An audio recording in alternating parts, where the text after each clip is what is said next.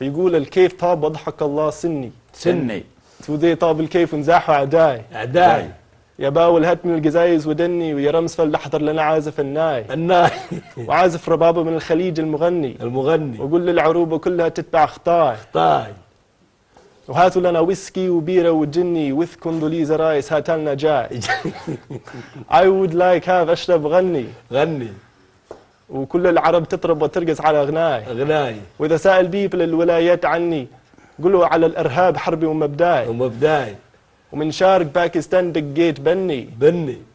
وفي ديرة البشتو لنا اليوم كرزاي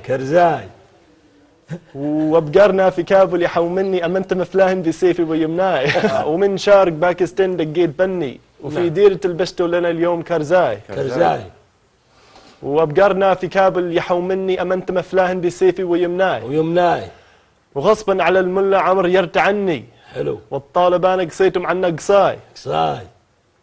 وبالرافدين ابقرنا يسرحني وسيف العرب مسجون ما بيد الراي الله صدام في السجن وأرعى يوني من عقب ما هو للعرب كان حماي جبناه بالدولار ما هو تمني خلوا ربعه بين بايع وشراي هذا جازلي لأمرنا ما يصني وحاول يحط ايده على النفط والماي وقول للعرب اني مصمم واني ابرج العالم على كيف مشهاي مناهج التعليم ما يعجبني فيها ارهاب ويدرسها كل قراي وقول للعقيد انه اخباره لفني عافية عليه انه فهم كل مغزاي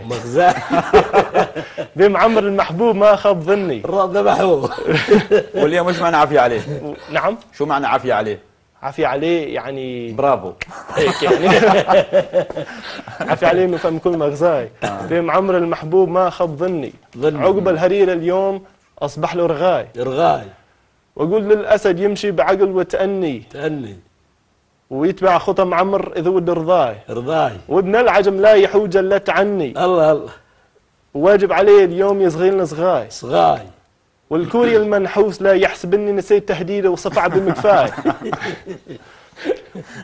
فلا يغره ان عندي تأني ولا بد من غزوه ولو طال مصراي انا ولد بوش الدول يعرف اني ونعم كل الدول حطيت تحت ما طاي